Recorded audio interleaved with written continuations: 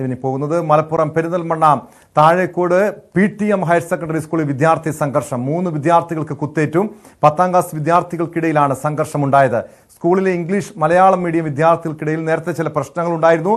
ഇതേ തുടർന്നുള്ള പ്രശ്നങ്ങളാണ് ഈ ആക്രമണത്തിൽ കത്തിക്കുത്തിൽ കലാശിച്ചതാണ് പുറത്തുവരുന്ന വിവരങ്ങൾ. അനുമോദ് CB അനുമോദ് ചേരുന്നു മലപ്പുറത്ത് നിന്ന് വിവരങ്ങളുമായി.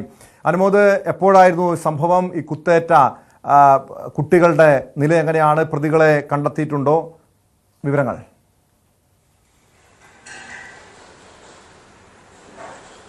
ടോം, ഇന്ന് 11:00-ഓടെയാണ് സംഭവം ഉണ്ടായത്. SSLC പരീക്ഷ കഴിഞ്ഞ് പുറത്തിറങ്ങിയ ശേഷം ഈ വാക്കുതർക്കവും സംഘർഷവും ഉണ്ടാവുകയായിരുന്നു.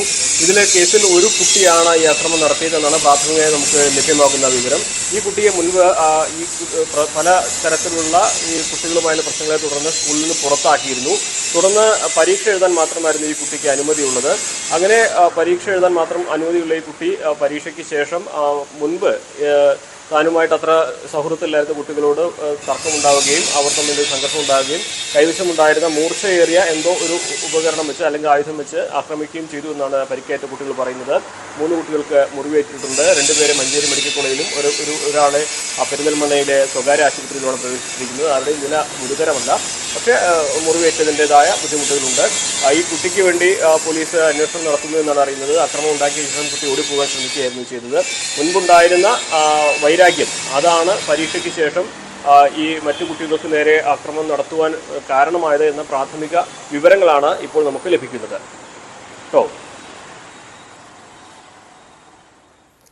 അനുമോദ്, അങ്ങനെയെങ്കിൽ ഇത് കരുതി കൂട്ടിയുള്ള ആസൂത്രിതമായിട്ടുള്ളൊരു ആക്രമണമാണെന്ന് കരുതണം. പ്രത്യേകിച്ചും 10ാം ക്ലാസ്സിൽ പഠിക്കുന്ന വിദ്യാർത്ഥികൾ. നമുക്കറിയാം അനുമോദ്, ഈ താമരശ്ശേരിയിലെ ഷഹബാസിന്റെ കൊലപാതക കേസ് റിപ്പോർട്ട് ചെയ്തതാണ്. ഒരു ചെറിയ, അതായത് സെന്റ് ഓഫ് 10ാം ക്ലാസ്സിലെ സെന്റ് ഓഫ് പാർട്ടിക്കിടെ ഉണ്ടായ ചെറിയ തർക്കമായിരുന്നു ഷഹബാസിന്റെ കൊലപാതകത്തിന് കാരണമായത്. ഇതുപോലെ തന്നെ ഒരു സ്കൂളിലുണ്ടായ ചെറിയ തർക്കത്തിന്റെ പേരിൽ കുത്തി കൊലപ്പെടുത്താൻ ശ്രമിക്കുക. എന്തായിരുന്നു അക്രമിയുടെ ലക്ഷ്യം? കൊലപാതകമായിരുന്നോ അതോ ആക്രമണമായിരുന്നോ? നമുക്ക് ഇത് വളരെ പ്രാഥമികമായിട്ടുള്ള വിവരങ്ങൾ മാത്രമാണ് ഇപ്പോൾ ഈ സംഭവത്തെക്കുറിച്ച് ലഭിച്ചിട്ടുള്ളത്. അറിയാൻ കഴിഞ്ഞത് ഈ കുട്ടി വളരെ അക്രമ സ്വഭാവം കാണിക്കുന്ന ഒരാളായിരുന്നു. ആരെങ്കിലും തുറച്ചു നോക്കിയാൽ തന്നെ അവരോട് തട്ടിക്കയറുകയും കയ്യേറ്റം ചെയ്യാൻ ശ്രമിക്കുകയും ചെയ്ത ഒരു ചരിത്രം ഈ കുട്ടിക്ക് ഉണ്ട് എന്നാണ് നമുക്ക് ആ ഗ്രൗണ്ടിൽ നിന്ന് അന്വേഷിച്ചപ്പോൾ മനസ്സിലാക്കാൻ കഴിഞ്ഞിട്ടുള്ളത്. സ്വാഭാവികമായിട്ടും ഈ കുട്ടിയും മറ്റു കുട്ടികളുമായിട്ട് നേരത്തെ തന്നെ ഇത്തരത്തിലുള്ള പല അഭിപ്രായ വ്യത്യാസങ്ങളും ചെറിയ സംഘർഷങ്ങളൊക്കെ ഉണ്ടായിരിക്കാം. പരീക്ഷ എഴുതാൻ മാത്രം അനുമതിയുള്ള കുട്ടി കൈവശം കത്തി കരുതി അല്ലെങ്കിൽ മൂർച്ചയേറിയ ഏതോ ഒരു ആയുധം കരുതിയിട്ട് ഉണ്ട് എന്നുള്ളത് തന്നെ വ്യക്തമാണ്. അല്ലാതെ മറ്റു കുട്ടികൾക്ക് പരിക്കേൽക്കുന്ന സാഹചര്യം ഉണ്ടാവുകയില്ലല്ലോ. അപ്പോൾ ഈ കൃത്യമായിട്ട് ചില ആസൂത്രണത്തോടെ പദ്ധതിയോടെ ആയിരിക്കാം ഈ കുട്ടി ഒരുപക്ഷെ വന്നിട്ടുള്ളത്.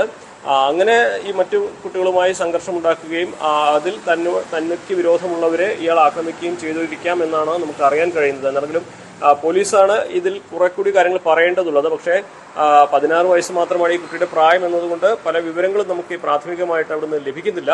മനസ്സിലാക്കാൻ കഴിഞ്ഞ കാര്യം മുൻവൈരാഗ്യമാണ് ഇതിലേക്ക് വഴിയൊരുക്കിയിട്ടുള്ളത്. ഈ കുട്ടിയുടെ ബാക്ക്ഗ്രൗണ്ട് അല്പം ഇത്തരം അക്രമ സംഭവങ്ങളുമായി ചേർത്ത് നിൽക്കുന്നതാണ്. അങ്ങനെ ചില സംഘർഷങ്ങളും അങ്ങനെ ചില പ്രശ്നങ്ങളും ഉണ്ടായതിൻ്റെ പേരിൽ ആ കുട്ടിയെ സ്കൂളിൽ നിന്ന് മാറ്റി നിർത്തിയതാണ്. ആ കുട്ടിക്ക് പരീക്ഷ എഴുതാൻ മാത്രമാണ് DDEയുടെ അനുമതിയുള്ളത്. അതിന് മാത്രമാണ് ആ കുട്ടിക്ക് സ്കൂളിൽ വരാനും അനുവാദമുള്ളത്. ഇത്രയും ചരിത്രമുള്ള ഒരാൾ സ്വാഭാവികമായിട്ടും പരീക്ഷ കഴിഞ്ഞ് തനിക്ക് വിരോധമുള്ളവരോട് തൻ്റെ വൈരാഗ്യം തീർക്കുവാൻ ഒരുപക്ഷെ എന്തെങ്കിലും തരത്തിലുള്ള പ്രകോപനം സൃഷ്ടിക്കുകയും അത് ഈ സംഘർഷത്തിലേക്ക് സാഹചര്യം ഒരുക്കുകയും തുടർന്ന് തൻ്റെ കൈവശമുള്ള ഉണ്ടായിരുന്ന ആയുധമോ ഉപകരണമോ എന്താണെങ്കിലും ആ മൂർച്ചയേറിയ വസ്തു ഉപയോഗിച്ച് മറ്റു കുട്ടികളെ ആക്രമിക്കുകയും ചെയ്തിരിക്കാമെന്നാണ് നമുക്ക് പ്രാഥമികമായിട്ട് വിലയിരുത്താൻ കഴിയുന്ന ഒരു കാര്യം. ടോം. മലപ്പുറത്ത് നിന്ന് CB അനുമോദാണ് വിവരങ്ങൾ നൽകിയത്. പെരിന്തൽമണ്ണയിലാണ് 10ാം ക്ലാസ് വിദ്യാർത്ഥികൾ തമ്മിലുള്ള സംഘർഷത്തിനിടെ 3 വിദ്യാർത്ഥികൾക്ക് കുത്തേറ്റത്. എറണാകുളം